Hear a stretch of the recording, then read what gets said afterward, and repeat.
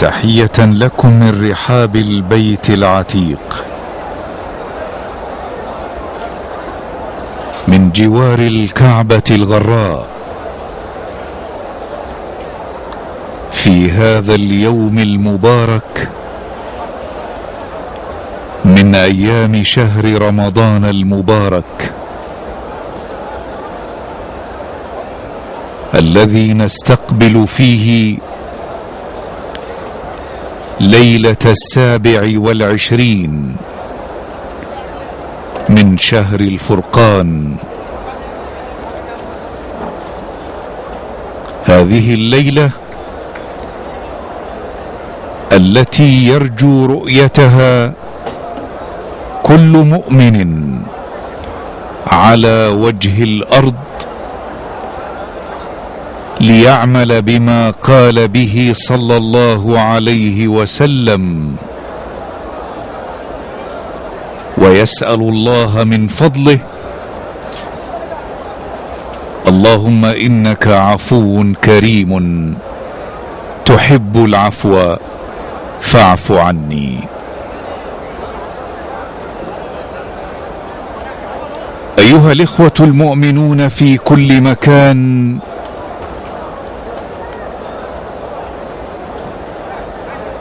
قلبوا أبصاركم في كل الآفاق وتأملوا كل الحضارات ومواطن الخلود، واسترجعوا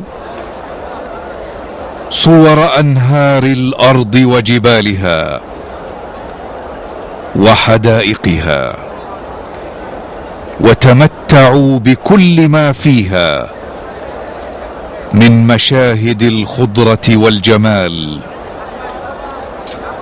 فلن تجدوا مكانا أعظم أثرا عبر ما تختزله بصائركم وأبصاركم من هذا الغار المقفر في باطن هذا الجبل الذي أطل منه على الدنيا ذات يوم سيد الدنيا محمد صلى الله عليه وسلم. كيف لا وهو جبل النور. هذا هو الجبل الذي أنصتت صخوره لأول كلمات السماء في مسمع الأرض، وشهدت أول آية خطت في كتاب الله الذي هبط به سيد الملائكة على سيد البشر.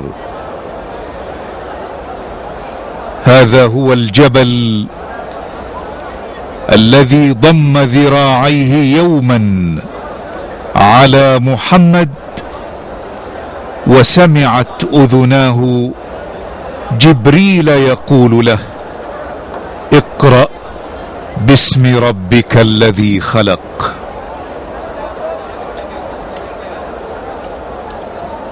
وإذا قلبت بصرك يا أخي المؤمن فأيقظ بصيرتك وتأمل كيف كان سيد ولد آدم يقضي الليالي وحيدا يفترش الصخور في هذا الغار الموحش في هجير قل أن تعرف الأرض هجيرا مثله، متطلعا إلى السماء تاركا الدنيا لأهلها، فأعطاه الله خير الدنيا والآخرة.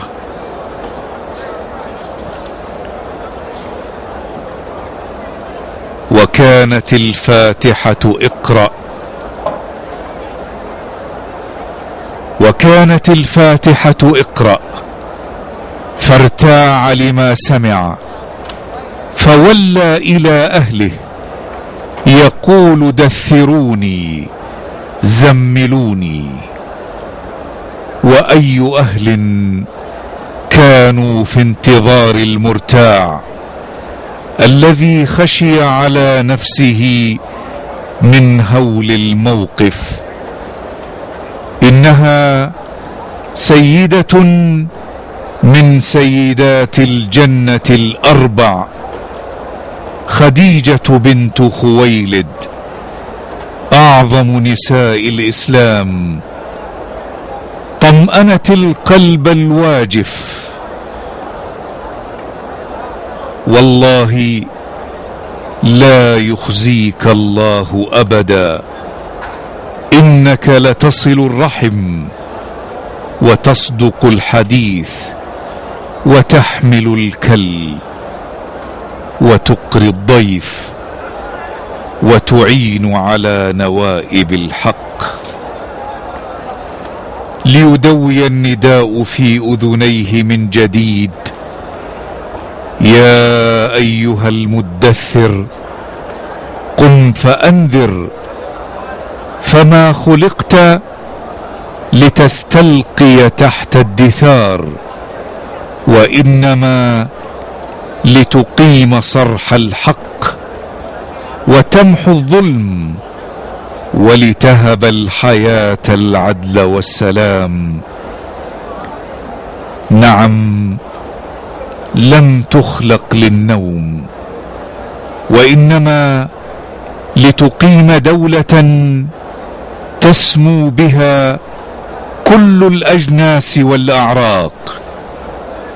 إنها دولة الإسلام التي انصهر فيها الفرس بسلمان، والروم بصهيب، والحبشة ببلال. نعم اليتيم، نعم اليتيم بدت مخايل فضله، واليتم رزق بعضه وذكاء.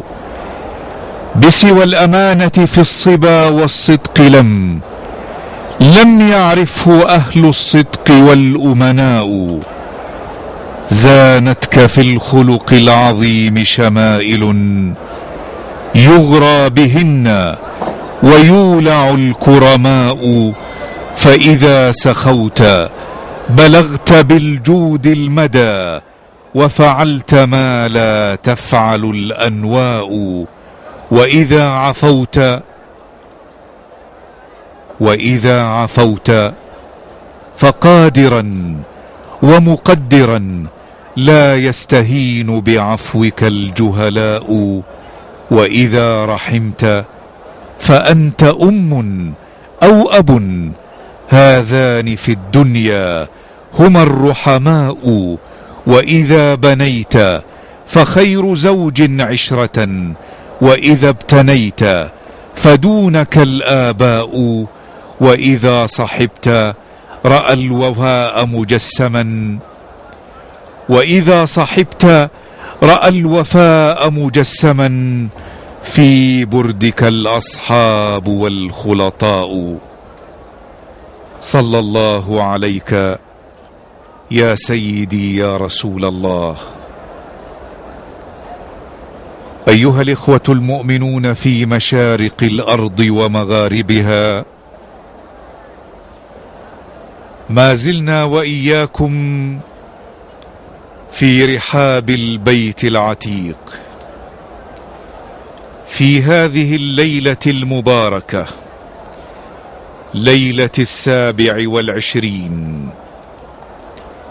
هذه الليلة التي يأمل الجميع أن ينال بركتها وفضلها، كيف لا، وهي ليلة خير من 1000 شهر. تنزل الملائكة والروح فيها بإذن ربهم من كل أمر. سلام هي حتى حتى مطلع الفجر. أيها الإخوة المؤمنون في كل مكان،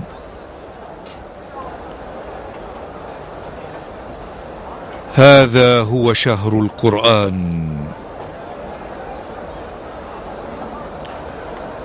وفي رحاب هذا البيت العتيق الكل منصرف لعبادة الله تعالى،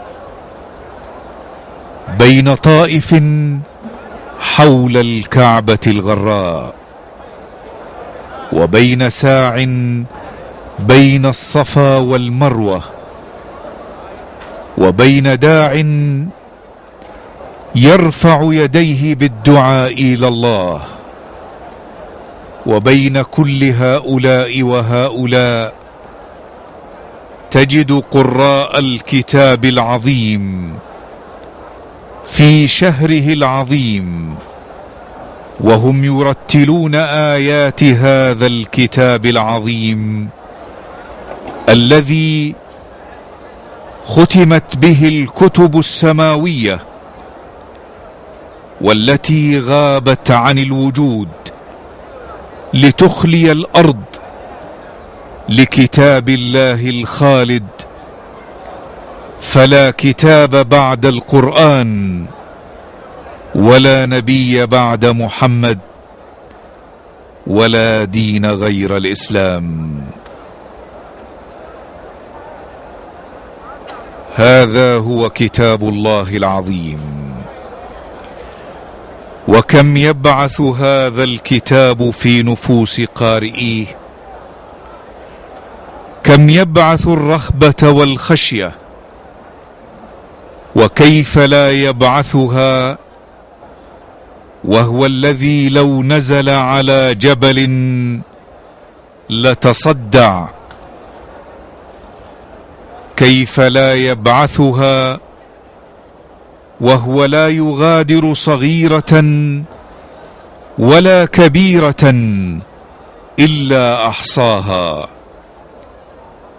كيف لا يبعثها وهو يصور للإنسان بدايته ونهايته. ولقد خلقنا الإنسان من سلالة من طين ثم جعلناه نطفة في قرار مكين، ثم خلقنا النطفة علقة، فخلقنا العلقة مضغة، فجعلنا المضغة عظاما، فكسونا العظام لحما، ثم أنشأناه خلقا آخر، فتبارك الله أحسن الخالقين.